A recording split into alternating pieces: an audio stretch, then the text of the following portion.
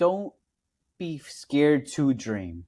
Whatever that dream is, don't limit yourself. I feel like we all kind of always say, well, that's unrealistic. I don't see myself really doing it. I'm not seeing the results right now. Thinking bigger is by no means the way to go. And I remember one of my mentors told me, never change the target, change the actions you're doing to get to the target. Hey everyone, so today we have a treat. Noe Fregoso, a real estate professional. He's gonna walk us through what it takes in order for you to leave your full-time job, dive in fully into the business, be able to leverage yourself to find financial freedom and making sure that you are designing the ideal way to retire. So in today's episode of the Journey podcast, we get to learn and hear from my good friend Noe Fregoso. All right, and welcome everyone to the Journey podcast by Collect the Closers. I am your host, Jose Alvarez, and then we have our guest today, Noe Fragoso. I'm excited to talk to you, man. You know, it's interesting because I was sharing with the team that you're one of the people that I admire. I think out of my whole entire 15, 16-year career, you're one of the agents and the professionals that I have admired from a distance. Like we have never really talked, but every single time that I have heard you at either at a seminar or just a mastermind or one of the classes that you teach, you always bring so much passion, so much love for the business and just everything you do, man. So welcome and thank you for being here. We're really excited to talk to you today. No, I appreciate it. Thank you so much, Jose. It's an honor. I can't say enough. I'm so happy that I was able to say something at one of those events or meetings that resonated with you. So it's an honor, it's a privilege, and thank you so much. Right. Well, let's get started. Like one of the biggest things that we emphasize with Collect the Closers, which is the whole starting point of where this podcast got started, is the fact that in the sales industry and the business industry, we're usually trying to convince someone, close someone, or just sell something, right, to someone, and not knowing that the beginning of that starts within thyself, right? Like within us. And getting to really convince ourselves to either start a brand new business or not give up on the business is one of the things that we always want to make sure that we emphasize for our viewers, that is the biggest challenge, and that's where everything starts. So, you know, with you, man, just tell us a little bit about your background. Like, I want people to really get to know who Noe Fragoso is, from what do you do now, and then also we're gonna take it back to the beginning, so that way people get to know you a little bit more. Love it, love it. So right now I am a real estate broker in the Chicagoland area, managing broker for PAC Realty Illinois. I've been in the real estate industry now for 15 plus years. I started I got licensed in 2010 essentially. I didn't go full time till I was 2012. Prior to real estate, I was truck driving for about 7, 8 years, and I did that for obviously that length of time after dropping out of college to help the family make ends meet. So college dropout. I was going to school to become a high school math teacher. Life happened. Have to help the family make ends meet. Had to drop out. Started working as a truck driver, and eventually I fell into the beautiful world of real estate. And then I got to a point where I liked what I was doing. I feel like this is obviously in a career that we could always take advantage of with unlimited potential. And I wanted to kind of operate at the highest level possible. And here we are today, still trying to get better every day. Amazing. So when you were a truck driver, how long did you do that? How long was that season for you? From basically till like 21. I turned 21. Immediately I got my license, and I did that till I was about 28, 29 or so. Yeah. Okay. So you were truck driving. Now that's a whole different industry right there. Whole different thing. I mean, sometimes I hear like, oh, you know what? I was in the car business, or I was in like sales, and then I went to a seminar and I landed as a realtor now. So, I mean, how did you happen to land into the real estate industry? Yeah, so when I was truck driving, it was really just because where can I immediately start making money? That was like Right. was the lowest point of entry. So I Okay. had a lot of good friends that were in the industry that let me get into it, and I started obviously working there. And even then, that's a whole thing. You got to work your way up. And I did that for several years, and I was making pretty good money. Prior to that, because it doesn't have any real estate or sales experience there. Prior to Hmm. that, I was working at jobs like TCF Bank or, as a teller. I would Okay. do a hardware store. I worked at Menards for several years. So I had that experience, but it Okay. wasn't quite this. Just tires, I did that, was selling tire shops. So a little bit of everything. I've been working since I was essentially 14 years old. So always in that workforce, always with the mind of trying to kind of build some sort of business. And even when I was truck driving, when I started making good money, I was like, well, how am I eventually going to build something? What can I do? So when you're on Yeah. the road for long hours, you get a lot of $1 million ideas. The execution is kind of obviously where people lack. Sure. And eventually, by the grace of God, I feel like my truck broke down and I was actually Really? out of work for several months because Okay. they weren't fixing my truck in time. So I fell behind on a lot of bills. And I was the breadwinner at that point, right? So I was like, I can't let this happen again. So what can I do to have a backup plan? So somehow I decided to just kind of get my real estate license just in case, side hustle. And when I got that, I just started telling family and friends that I got my license, and if they needed any assistance with Right. anything, just to reach out. And sure enough, my first client came from my ex manager at the bank that her sister was on the market, and if I could help her. And I said, sure. I'm brand new. I don't know anything, but I'll do my best. And sure enough, that was my first client, my first lead, and they Wow. led me to another referral, and from there, it just kept snowballing. If you always connected with people on the referral basis, because that's something that I've noticed that you talk about a lot, like being able to build that community. Could you say that that comes from like your background? Because I also have seen on your social media, and this connects with me because I would go to Zacatecas. I'm from Mexico, right? Zacatecas, and I will go there every year in January. And I one time I noticed on your Instagram you posted there that you also go visit Mexico. So your Yeah. family, have they been in business? Is that something that you brought on from there? How did that happen? Yeah, so our I'm from Mexico, Durango, so it's small, Okay. tight knit community, and obviously I'm sure you're familiar. Zacatecas very much Sure. so, right there. Los pueblos, los ranchos, everybody kind of knows each other, right? So Right. when we go there, and I would go there basically all summer. I went to school Right. there for a couple of years, and then I would come here, go to school, and as soon as school was Sure. over, we would go to Mexico. So, and then even here in where we're from in Chicago, the suburbs of Chicago, it's like Duranguito. It's like small. It's like everybody from over there is here. Everybody knows each other. My high school friends, the majority of them were from there. And it was just this little tight knit community. And when I got into real estate, my parents' agent was also a realtor from the same town. Okay. So, and I tell him the story that I remember being a kid on one of my summer breaks in Mexico and saying, one day I'm going to grow up and have a career. And one day I want to be like that guy. Because I saw that he Yeah. was there all summer, dressed well, enjoying his time. And I was like, I don't know what he does, but I want to do that. And sure Nice. enough, when the time came that I got my license and I needed to connect with somebody, my dad was like, hey, well, why don't you reach out to my good friend? Nice. And sure enough, he took me under his wing from the same town. And I saw that his business was all of it referral based. Street And he flow was in base. the industry for like 30 plus years. So I was like, well, that builds longevity.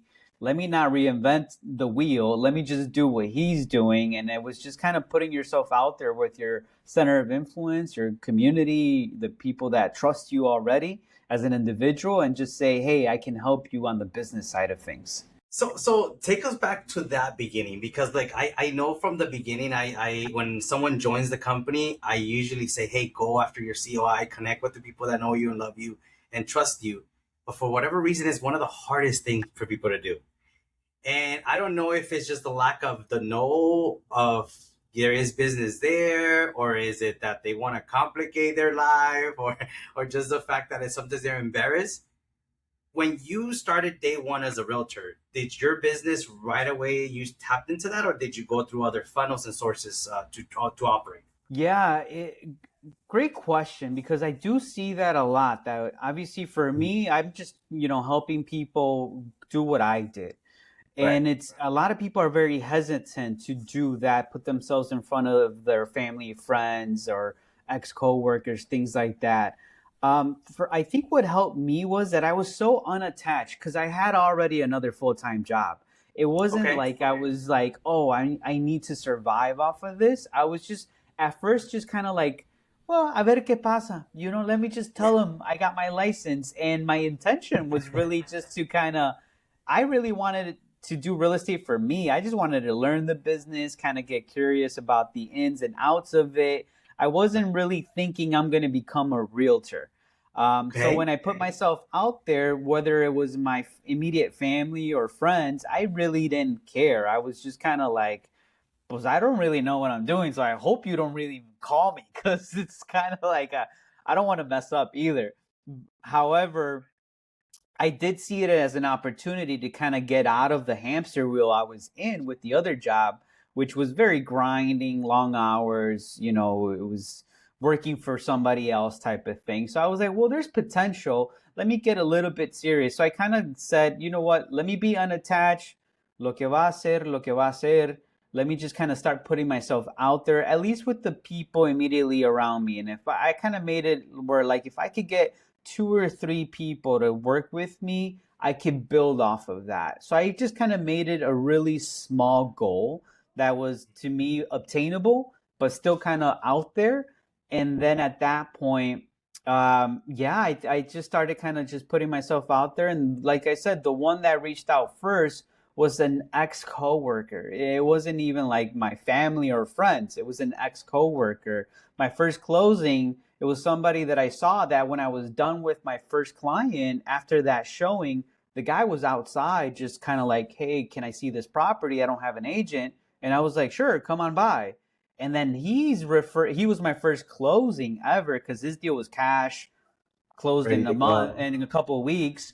And I just said, let me just give you really good service, take care of you like how I would take care of my own people, my family, and whatnot. And when we're done, if you like what I did, feel free to refer me out. And I just would say that. And he was happy that he ended up calling me back to connect me with his sister-in-law, then his brother-in-law, then his cousins, and then that led just to them connecting me with other people. And it got to the point where I still had my full-time job. And I think my first year, I think I closed about 8 transactions just part Nice. time. And then it was already keeping me busy enough where I was like, whoa, I see and by that time, 2010, 2011, I mean, it wasn't like I was making a lot of money. My closings were on 50, 60, $80,000 properties. It was when the market was, still coming out of the crash and the recession. So my paychecks were after splits were like 500, $600. However, I was like, if I could do this multiple times with multiple people, and if the market keeps trending up, I'll be okay. And then I just kind of continue to just ask for the business, ask for the referrals, and then taking it a step further, like showcasing it to like, because I think a lot of us are scared of, ay, ¿qué van a decir? ¿Qué van a pensar mi familia y mis amigos, right? So then we're like hesitant to kind of put ourselves out there because you have an image of what you think their image of you is. Yes, And I I and can see then I that. and then I said, well, I don't know what they think of me, but I don't want to be where I'm at now. I want to be see myself as this. Let me start putting that image out there by using social media, things like that. And that center of influence is going to eventually start to come back to me. And it's really just putting myself out there as much as I can in a good light, business professional. I know what I'm doing. I am here to help. I'm not here for the commission type of thing. I'm just here to provide a service and give you info, and then people just start reaching back out to me. You think it was your sense of detachment that helped you like attract more people? Because this is the one thing I also don't want people to confuse what you're saying. Because some people say, well, I'm just gonna go careless on my business. We don't say that, right? We're No. saying, but at the same time, you think that whole sense of like surfers benefit after, you think that's what helped, or what do you think? Yeah, absolutely. Because I think when you come from that state of mind, now don't get me wrong, I wanted the deals, I wanted clients, I wanted to do more. I had goals and targets, and but I don't think I learned to clearly identify that till later. You know, Got it. initially I just wanted to say, hey, I want to go full time. How can I go full time? Well, if I'm closing a deal and my average commission is, $2,000, $3,000, well, how many deals do I need? And at what point can I supplement my current income to then make the move, right? So I kind of started breaking it down in that pattern, in that way. And I just started seeing that the trend was going in that direction. Real estate was back. After 2010, after 2011, 2012, I was like, okay, the market's going to continue to move up. I kind of reached my ceiling. And that was the other thing. I reached my ceiling where I was at trucking. And I said, where's my ceiling, or what's the potential of real estate? And real estate just looked so much more like more potential for me. And doing that, I said, in order for me to get to where I want to see myself for personally or with my family, I have to take a step in faith into the unknown. I can play it safe and I'll be okay because I see what you can become as a owner, operator, truck driver. It's a great job, great career. My respects to all the truckers out there. They make America move type of thing, right? But that was okay. I just wanted more. So by wanting the more and then trying to figure it out along the way, that got me to say, I'm going to be a little bit unattached with what my center of influence thinks. And let me just continue to put myself out there. And if it ain't my center of influence, it's going to be somebody else. But I'm going to get what I want. How long did it take you to say I'm ready to go into this full time? Because I'll tell you, for me, it took me way too long. I think it was like 5 or 6 years. And Yeah. in hindsight, should have done it sooner. For you, Right. how did that look? I think within the year. Within the Oh year, wow, dang, you extremely went just all in. Yeah, Cool. so within the year, I just started seeing, because when I started kind of dabbling, at first it was kind of like side hustle, whatever. Right. Then I got the first client, within the first 3 months, okay, 6 months, and then I closed the deal. Okay, Yeah. closing. And then I started seeing the industry, and I started seeing, like, even watching the people at that time, like the $1 million listing shows and things of that sort. The economy was kind of recovering.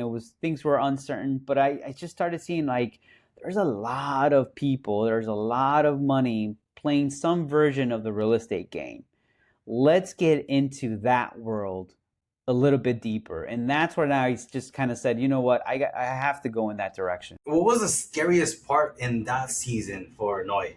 The unknown, Yeah, no. the what if I don't make it, the what if I'm not that good at it, what if people don't trust me, what if I'm okay right now, I have 1 or 2 good months, but what happens after that, right? So it's just future thinking, the unknown of it, which is the scariest part. And I think till this day it's just Really? like right now it's like, oh, we had a okay month this month. Well, what's happening next month? I have no idea. So And how that's long have you always now been in scary. the business? 15 years now, 15, 15 16 years. years. Yeah. Okay. And the unknown, that feeling's still there. The feeling is still there. Like, I never Fair. feel like it's secure, but at the same time, I love it, Right. because I wouldn't be happy saying, oh, I work for this corporation, I work for this company, I'm okay, I'm getting my salary. I wouldn't be happy with that, because I know at least now if I put in the work, what I'm putting in, I know eventually down the road I'll get it right back. And Hmm. that to me is like, and that means the world to me. So if you can think of year one, year two, year three, did you ever feel like giving up? Yeah, and yes and no. Like, did the thought cross my mind? Like, am I really cut out for this? Yes. However, coming from my background, my family history, and just knowing that, I kind of put the weight of my family's well being on my shoulders, I didn't give myself that option. I was like, I have to see this through one way or the other. It's funny because when I let go of my full-time job to jump into real estate, funny story, the first time I'm ever gonna say it to out there to everyone, right? Um, I would have nightmares of being back at my job. It was so funny. Like I find it so interesting. Like I would literally wake up like, oh man, like I gotta go. And then it was like it was just connected to the fact that I had a dream that I had to go to work. So for me, the one thing that helped me is my circle, like my family. They always kind of like help me push. Did you have people around you, friends, coaches, mentors, back in year one, two, three, or it was just you just pushing through everything? Aside from my mentor that I was kind of shadowing and learning the business from, it's like as far as the motivational keep going, you're doing good. No, it was No. really just the want and the desire. I did it. Yeah, my family was supporting me and things like that. Like, yeah, you're doing good, keep it up thing. But it wasn't kind of like they were like there, like, yeah, it was kind of like, okay, okay. Don't You quit. You'll know, be fine. I think they were Yeah. probably just as nervous as I was, right? Like, Um, but yeah, it was scary. It was a scary time because I did feel like it was just all me at that point. wow. So you're going through the business, you're finding like I guess how to work with COI and everything that you're afraid of. Is there someone that you were trying to like compare your business to? Like, did you have like a clear target of who you wanted to be, or not really? It was more like, let me see what's the maximum of sales I could do. Like, was it money driven or was it like image driven? I guess that's the question. Money driven or image driven? It wasn't necessarily about the money and the aspect of like I just want to have a bunch of money. It wasn't necessarily that. It was just kind of like I just wanted to be able to provide for me, at Okay. least for me. I just Okay. wanted to provide. Can I provide? Can I take care of my mom and dad and help them with the bills? Can I then have my own home? Can I then cover my bills? Can I have my car? That was initially it. Then it was like, okay, I think I'm getting by. I got that covered. Check. I was still consider myself young. I'm, 41 now, but at that time I was like my late 20s, early 30s. All right, let me get my dream car. I want to start driving something nice. Eventually I got to attract that partner, that girl, like how do I attract them? Let me start kind of making it. And then as far as the North Star, what was I shooting for? I would look at who were the top agents in our local market here in the Chicago area and kind of see what are they doing, how are they doing it, and even on the ones that put themselves out there, the $1 million listing agents, the ones that at that time were kind of on social media the most often as recognized as top agents. At least in those early years, I would look at them and try to model a version Mm. of what I was doing with what they were doing because it was either the top agent or what was getting attention. So I would do in that direction, but then still try to do me at the same time. Hey, there's Jose Alvarez. I hope you're enjoying the Journey podcast by Collect the Closers.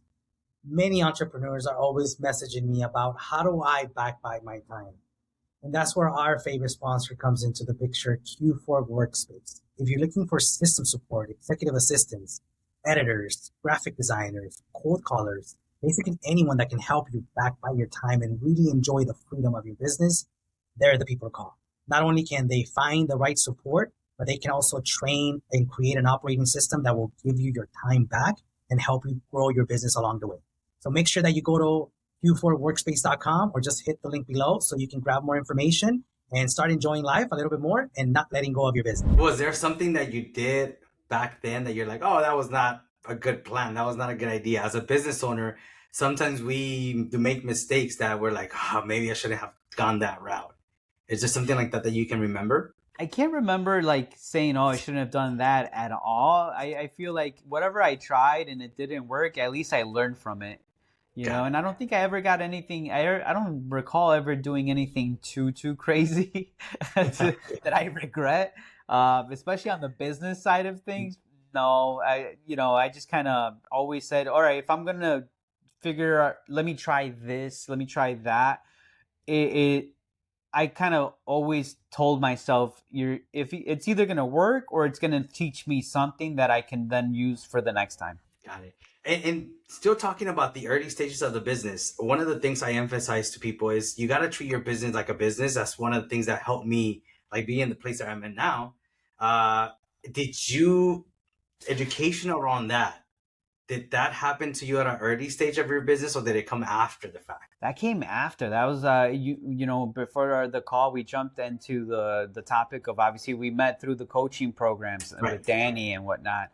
That to me really got solidified at that point. But prior to, it was it was life that taught me how to try to manage a business, in the sense that I would see agents come into the industry, Uh-huh. and you had the opportunity to make a lot of money, but then they didn't do anything with it, right? Yeah.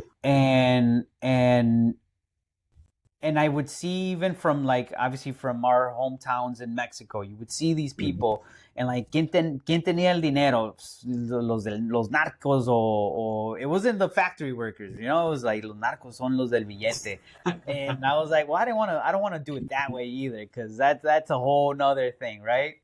So I'm like, how do I do what I'm doing at a high level, but then still kind of build security and then Right. build longevity, you know? And then at that point, I was just basically learning, all right, well, I don't want to be in debt. I think that was the worst thing growing up, seeing my mom and dad constantly butt heads about the monthly bills, la renta, los biles, you know, do you have it? Do you not have it? And then that stress, you know? So I didn't want that. I knew that much. So just saying, how much bare minimum do I need to pay my bills? And then from there, how much would I need to get that thing that I want? You know, and I think for me, it came when I met my now wife, that I proposed and I did all of that. That I was like, oh yeah, I proposed. Now I got the girl, awesome. But then I didn't know. I was clueless. You got to put a date on it. Oh, when's the wedding? And I was like, wait a minute, hold on. You just said yes. I'm excited for that. Well, now I got to pay for a wedding, and that taught me so much, because now there's that finite date that I have to go to, and I have to have a certain amount of money for that date. And when I was able to do that and use real estate and the deals, and pay my bills and take care of what I needed to take care of, and still put money on the side to have a savings to then pay for the wedding cash the day of, I was like, wow, I did that. That to me was like, whoa, if I could do that for a one night event like a wedding, can I do that for vacation? Can I do that for savings, investing? Can I do that for whatever I want? You know, and that kind of just sparked it, like, oh, there's a system, there's a method, there's a way of operating where I can have what I want, essentially. 100%. So it's funny you mentioned your family, because that was my next question. Actually, I was going to ask you, like, you now have a family. I also saw that you purchased a ranch. Did I see that right?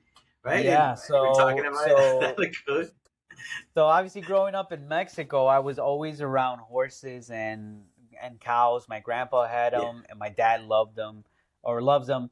And I kind of grew up in that environment. And even here, when I was in high school and shortly after high school, my dad and I would have a horse. So on the weekends, we would go horseback riding and whatnot. So it's always kind of been part of what I did. So when I met my wife, we now have two beautiful daughters. One of the things that recently we started talking about was ideal life. What would that look like? I was like, oh, well, now I would love to continue to do the business that we do, but eventually I would like to have un ranchito, you know, come and go from Mexico, and then here at un ranchito, and work and sell houses and coach and train. And then she's like, well, why not now? Why are you waiting for 10, 15 years down the road? And I was like, that's a great question. Why not now? And then it happened. Things lined up, and we made it happen this past year. Nice. Well, congratulations on that. I saw some of the postings you were doing and even in our like mutual groups, you even brought it up, and I was like, oh, that's so cool. That's really nice. So now you have the coaching system that you have going on. You're also mentoring more agents. You are, of course, successful in the business that you're doing. Is there anything else that right now Noah is missing business wise? Something that is exciting to you that you're like, you know what? This is the next thing that I'm either adding on to or just expanding or however you can describe it.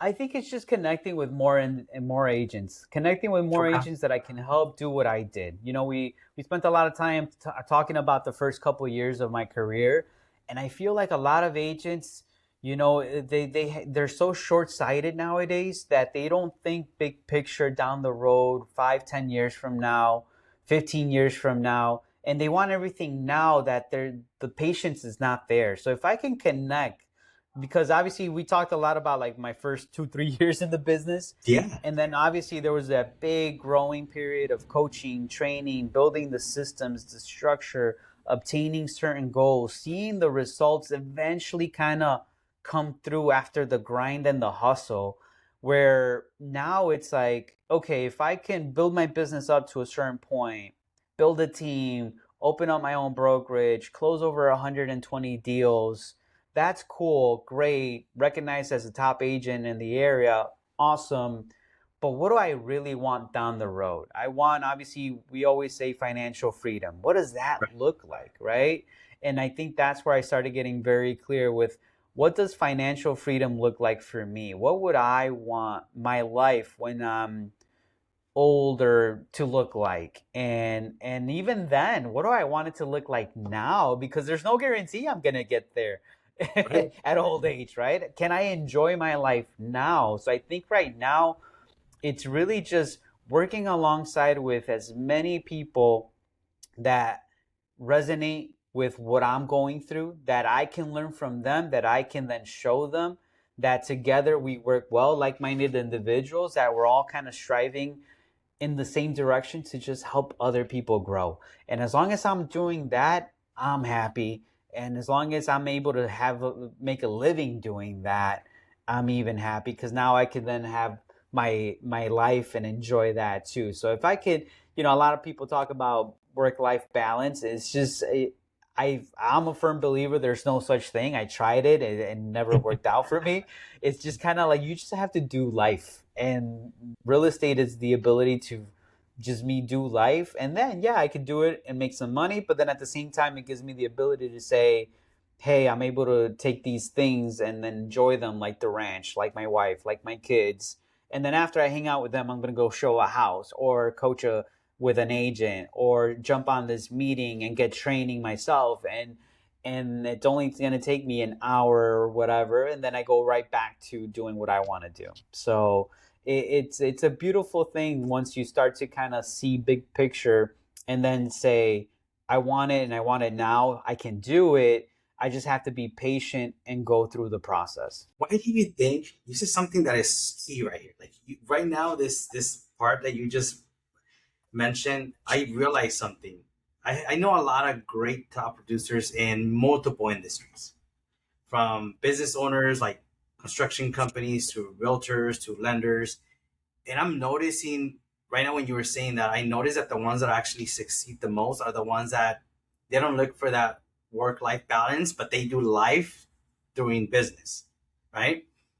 How does someone discovers that, or how is it that some people don't find a way to adapt to that? Because I also seen the opposite, and I've seen like agents run around with, like, what do they say, that saying, the chicken without a head, and it's just Yeah. like total destruction everywhere. What do you think's missing? I think maybe what's missing is just kind of clarity on what they really want, or Mhm. maybe the fear of something happening holding them back from it. I think for me, it was just kind of the fear of obviously being broke. It's a motivator to just keep Sure. going and grinding. And a lot of people, they just stay in that hamster wheel. But then at the same time, I would see these top producers in different industries, like you mentioned, but then they're obviously older and whatnot, or their body's breaking down and they're still in the grind. I didn't Right. want that either. So when I saw that, it just kind of was like, oh man, I don't know. Like, like I don't know where like in your market, but we have to renew our license like every 2 years, right? And every time I go, it's like all these like gente mayor, señores, viejitos to renew their real estate license. And then they're talking about like they're actively out and about showing Wow. just to kind of pay bills. I Yeah. didn't, I, that I was like, I don't want that. Like, I Mhm. don't want to be 70, 80 years old, still having to go show a house, negotiate the deal because I have to pay the bills. If I'm that old and doing it, God bless me, I'm happy. But I'm doing Right. it because I want to do it, not because I have to pay my bills, sort of thing, you know? So when I saw that, I was like, I gotta build a system, a business in place where there's money working for me. I'm doing it because I want to do it, not because I have to do it. And there's a way for me to say if I stop working today, my family is still taken care of. And that's kind of where I then started to shift my focus in that direction. Well said. You know, you described something that I share with a lot of new agents all the time. I always tell them that I'm like, look, in this business, you're gonna either be a slave to the work or a slave to your mind if things are not working out. You have to make sure you find that way where you can align yourself with the grind work and the hard work that it takes at the beginning, but little by little start discovering leverage. So that way Yeah. you can let go little by little and then eventually be able to just level up. And a lot of it, that in my opinion, right? And you might agree or disagree with me, but in my opinion, I feel is coaching, the people you surround yourself with, and just being really, really coachable, I think is one of the biggest things. I mean, what do you think? I think that's the key, that Right. we don't understand that there's phases to this. Mhm. There's a phase to grind it out and hustle and do all of that, and even then you have to learn how to do that at a high level. So Mhm. the coaching is a way for you to get to where you want to go a lot quicker. And some of Mhm. us are scared to get into that because you don't want to pay for it, because you don't want to be told what to do, or whatever your limiting belief is around it. I got to the point where I felt like I was burning out, just trying to Mhm. kind of figure it out on my own. And I kept seeing these top producers in the area, and when I started kind of looking at that, I was like, well, what are they doing that's different? I started noticing Mhm. that all of them were getting coaching and training, and here Yeah. I was kind of trying to just wing it, and it's like, well, thank God to that mentor, it got me to where I'm at now. And that was just me shadowing him. He wasn't like telling me exactly what to do, it was just me shadowing him. And then obviously I was going to school to be a teacher. So I'm like, well, why am I so hesitant to learning more about the industry? Let's lean into that. And then that's when I started connecting with the coaching programs as to what do you need to do? What have you done? How did that work? How did that didn't work?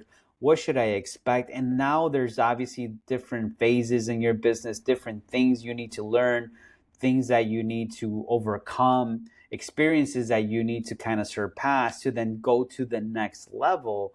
And there's always somebody there on the other side that knows what you're going through right now that can help you get there or get past that. And when I see that, now it's kind of like coaching, mentoring, networking, it's a non-negotiable at this point. 100%. So if there's an agent out there listening, needs to get a deal. They have 30 days. I mean, not 30 days, 90 days, let's say. Let's give them a little bit more time. They have 90 days to do that. One thing, one activity that you know it to the core that if they just stick to that for the next 30, 60, 90 days, they'll see results. Is there one thing that you can recommend? I would just recommend people focus on having conversations.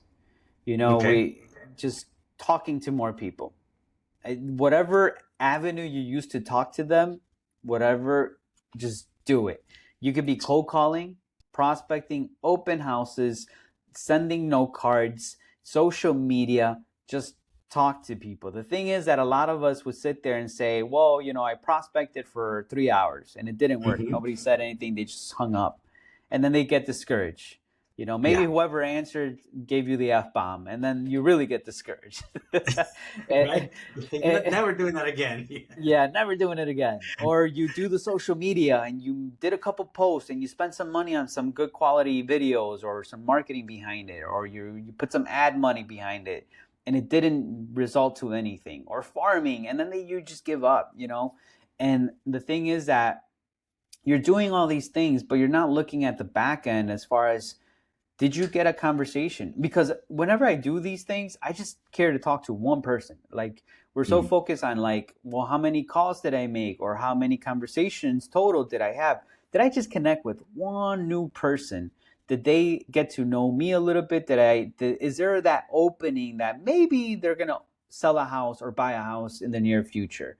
And if I could do that more often, eventually somebody's going to say yes. And if I could just have that conversation, I'm okay. And if I could have it more often than not, then yeah, I think we all have kind of like the law of averages. And I think some of us, because we're not tracking it, we don't know what those numbers are. But if you tell me, go stand on the corner and just hold a sign up and talk to people about real estate, I'm a realtor. If you talk to 100, 200 people, something's got to happen. Yeah. Somebody's Right. got to say, oh, what about the market, the rates? Get out of the street, something. But let's talk. Right. Let's have that conversation. And something has to happen. There's no way that nothing's going to not happen, right? So as long as you focus on having those conversations about real estate and getting people to know you, not saying you're going to close them, not saying you're going to get the appointment, but just conversating, you'll be surprised. There's people that make moves, maybe not 90 days from now, but maybe 180, maybe 6 months, maybe 8 months, and they remember that conversation with you. And as long as you have that in the back of your head, that's all that really matters. Because I told myself early on, I don't want to just be here for a year or two. I want to do this for the long run. So if I can connect with you today and maybe you buy 3 years from now, I'm okay, as long as you call me, not someone else. 100%. 100%. So, Noe, what is the 5-year plan for you right now? Like, you already accomplished the first, believing in yourself, building the business, getting into the business. Now you're coaching, mentoring. You got a ranch. You got the family. What's the next 5 years for Noe? What's next? Business, and also maybe some other personal thing you got going on. Exciting times. I think right now I just kind of want to do more of what I'm doing, to be honest. And the next 5 years, if I can grow here the team that we have here in the Chicago area, get that to a nice solid number of more like-minded individuals, I would love to see that happening. Help other agents kind of grow into their leadership role. Where maybe I'm not so focused on the buying, selling. I'm only kind of just doing it with past client center of influence, and my primary focus would be more on the coaching side of things. I think that would be amazing. And then obviously on the personal side, riding more horses, spending more time with my daughters. Nice. I'm like, you're probably gonna go and get more ranches and start farming or something. start some farms. Yeah, that's not a bad idea. It's super cool. So, like, one of the questions that we ask, right, our viewers, right, to ask themselves, like, is there a season of their life where they think of giving up? It's like, how do you bring yourself back to continue the consistency and the long-term effects of what you just believe in yourself could bring? Has there been one time, apart from everything else that you discovered, that you have gone through, one season that you needed to close yourself again on believing and not letting go of your dream? Because we know that a lot of people, sometimes they're just like a tiny step away from finding their niche or finding their gold mine in their business, but they give up, right? So we truly believe here is that closing ourselves is our biggest priority, and it starts with this. So is there a message or something that you can give to someone that might be thinking, do I quit the business? Do I start the business? Just a message that could help them resonate on that believing in closing themselves on their dream. It's just, don't be scared to dream. Whatever that dream is, don't limit yourself. I feel like we all kind of always say, well, that's unrealistic. I don't see myself really doing it. I'm not seeing the results right now. Thinking bigger is by no means the way to go. And I remember one of my mentors told me, never change the target, change the actions you're doing to get to the target. So you never lower the goal. If you set the goal and you're not getting it, then just keep doing more to get to the goal, but never minimize the goal to make yourself feel like you're okay. And I think if somebody's there questioning whether they should stay in the industry or not, regardless of what that industry is, whatever you set yourself out to, coming from a college dropout, right? Like the goal will change, right? But it was one of those things that I said I'm never quitting again, because and I don't feel like I quit because it was external circumstances where in my mind I succeeded because I I was able to take care of the family, and I'm making more money than I ever would have as a teacher, right? But if somebody is in the industry and questioning it, and trust me, there's seasons where I do this at least 2 3 times a year where I'm like, do I really want to keep doing this? Is this something for me? Because like I said, that there's always that little behind the mind fear of like, well, what's next month going to bring? Is the economy going to be okay? Is this war affecting us? Is this pandemic happening again? There's all these unknowns, and it's just like, you know what? Put your head down, control what you can control, which a lot of it, 90% of it is here, and if I can control the mindset, and I already proven myself, the fact that you're a realtor, if you're out there watching this and questioning it, this at some point was a goal to just get licensed, right?